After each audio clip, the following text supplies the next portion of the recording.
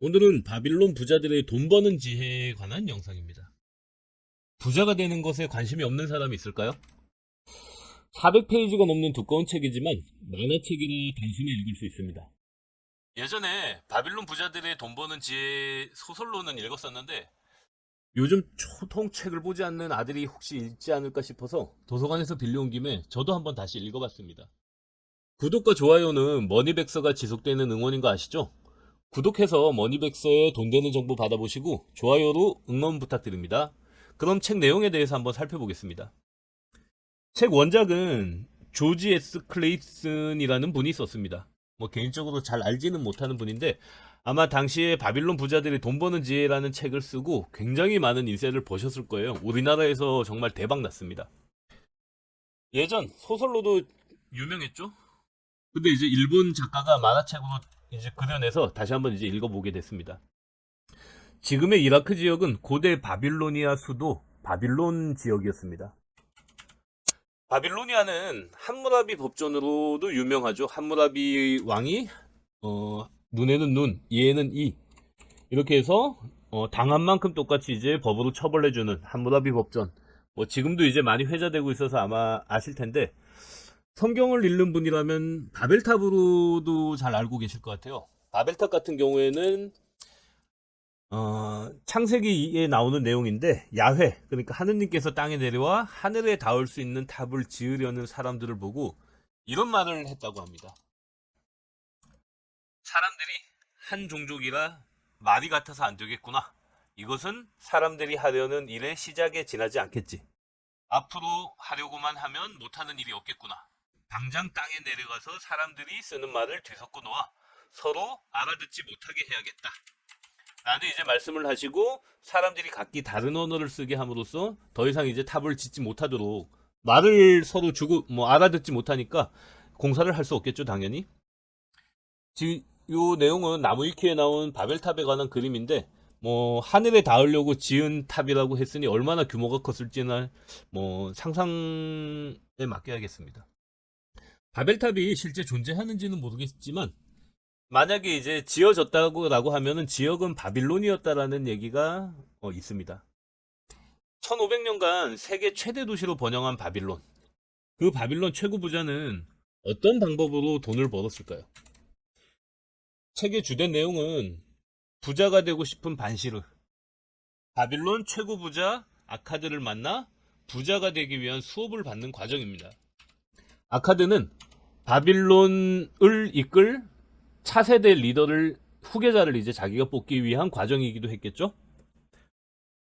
가난한 무기상인의 아들로 태어난 반시르는 돈이 없어 사채업자에게 시달리는 아버지를 보며 부자가 되고 싶다고 생각합니다. 사채업자는 아버지가 돈을 갚지 못하자 아들을 노예로 팔라며 위협을 합니다.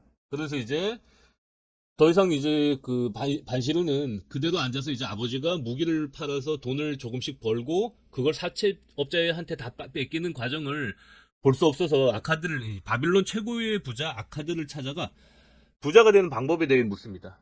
그러자 아카드는 첫 번째 원칙으로 수입의 10분의 1을 저축하라고 이야기해 줍니다.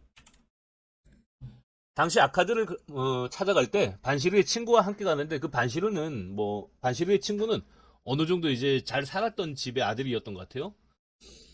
함께 간 친구는 그런 방법으로 어떻게 부자가 될 수 있냐며 흘려버리지만 대부호 반시르는 대부호 아카드의 말을 믿고 따르기로 이제 합니다. 그리고 실천에 옮기죠. 다시 아카드를 찾아간 아카드는 부자가 되기 위한 강의에서 돈과 행복을 얻는 7가지 지혜에 대해 알려줍니다. 요거는 좀 시사하는 바가 지금도 큰 것 같아요. 첫째, 수입의 10분의 1을 저축하라. 둘째, 욕망의 우선순위를 매겨라. 이거는 저축, 이거는 소비에 관한 얘기죠. 모은 돈을 굴려라. 재테크. 위험과 천적으로부터 돈을 지켜라. 리스크 관리. 보다 좋은 곳에 살아라. 네트워크.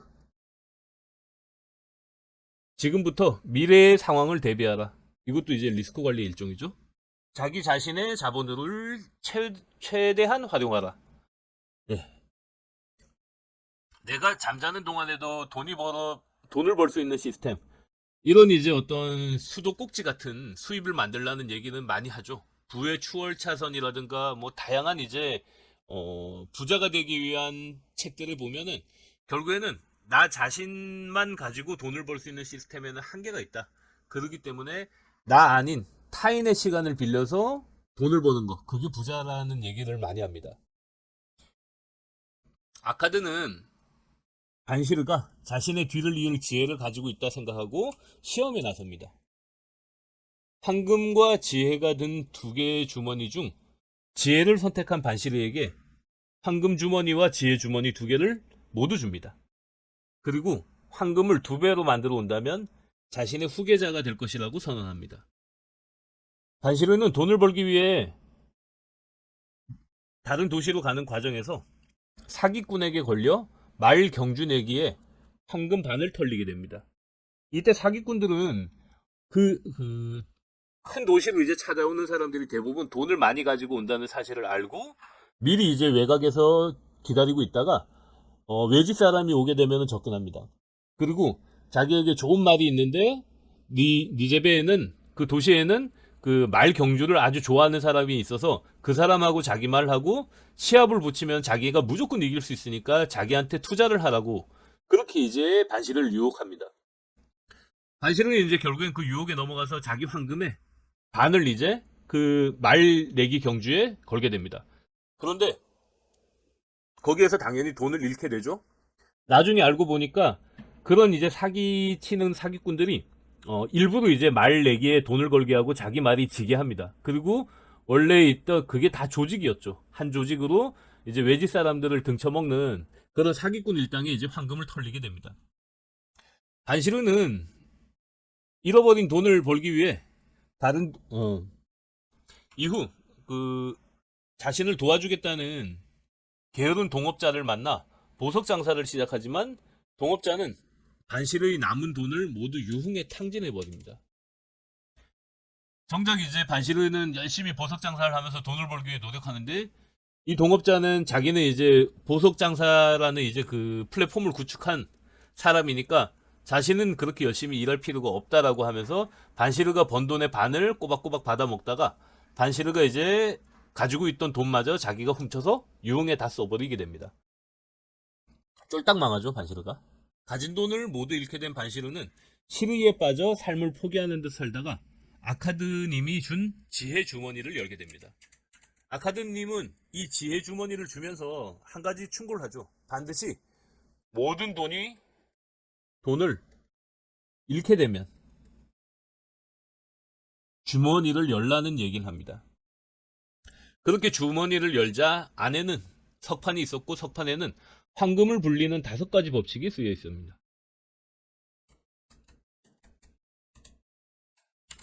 첫째, 가족과 자신의 미래를 위해 수입의 10분의 1 이상을 저축하는 자에겐 황금이 따라온다.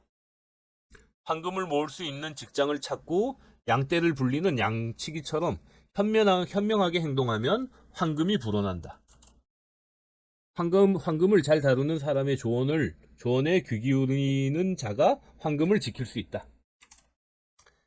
자신이 잘 모르는 사업이나 황금을 잘 지키는 자가 추천하지 않는 사업에 투자하는 자는 황금을 지킬 수 없다.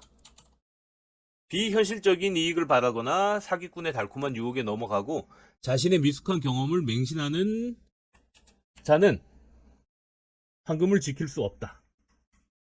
수입의 10분의 1을 저축하라는 얘기는 여기서도 이제 강조합니다. 결국 저축하지 않으면 종잣돈도 없고 뭘 할 수 있는 여력이 없죠.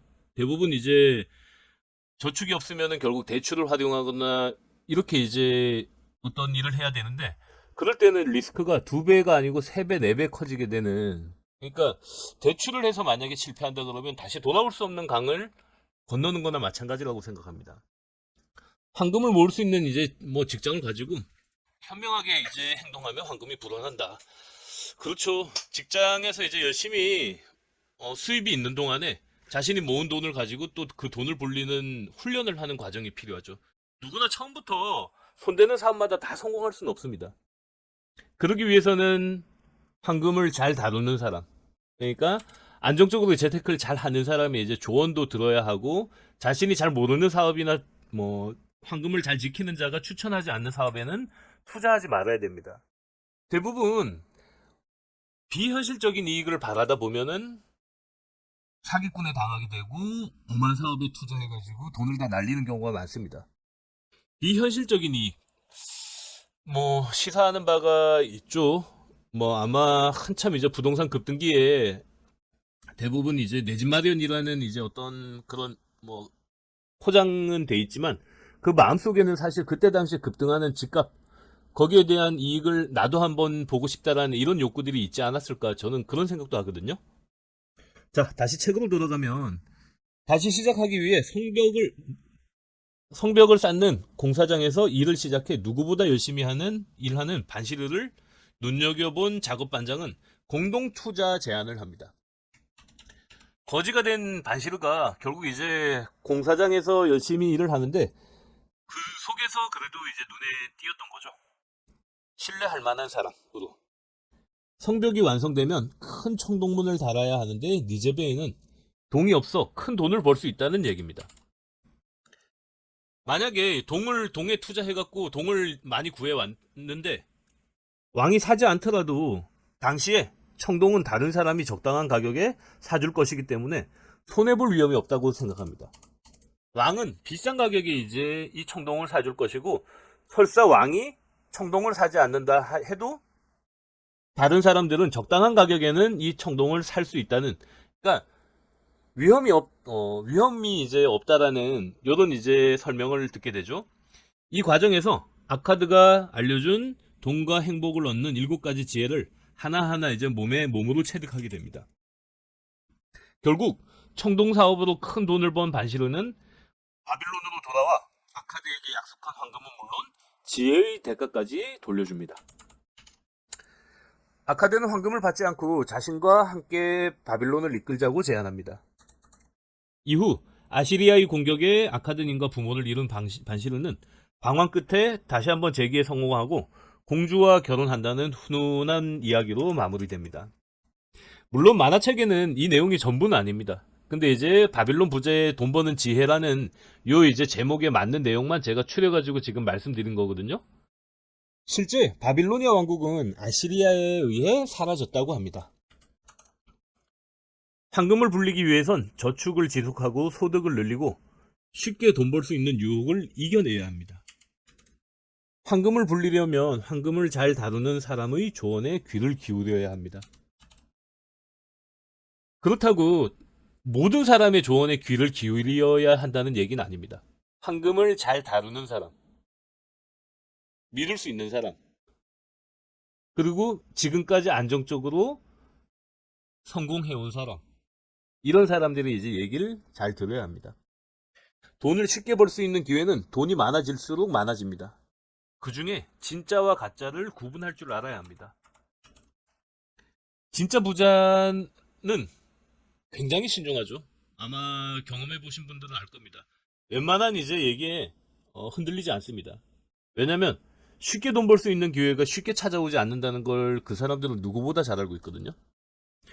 그런데 돈이 없는 분들은 그런 기회가 나한테 너무 쉽게 온다라고 생각하시는 것 같아요.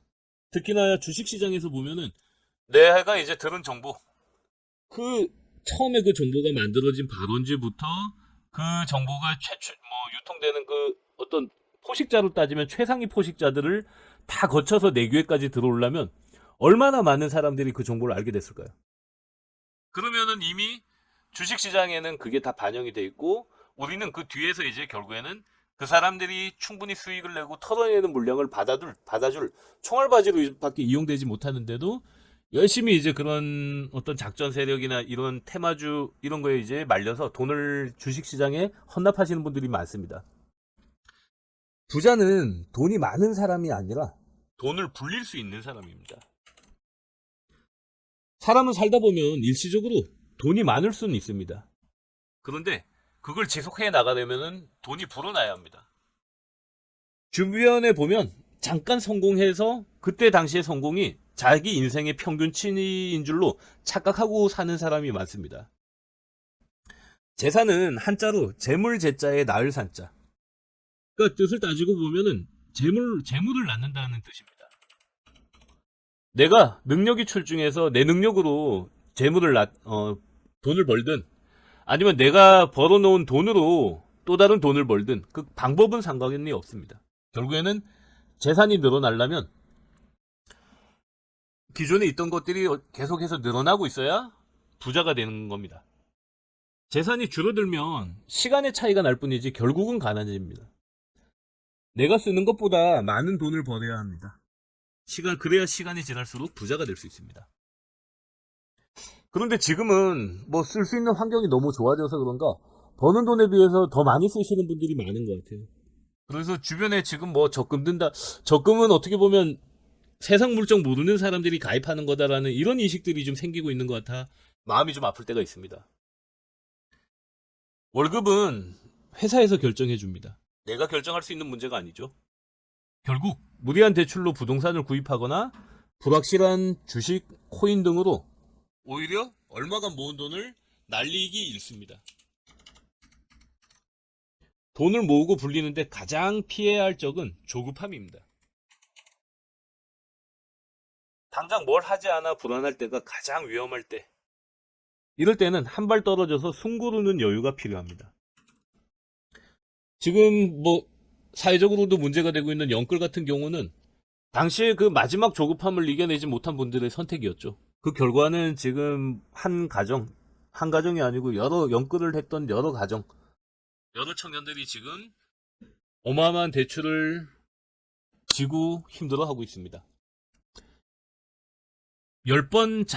그러니까 부자가 되려면 10번 중에 9번을 성공하더라도 한 번 실패하면 부자가 될 수 없습니다.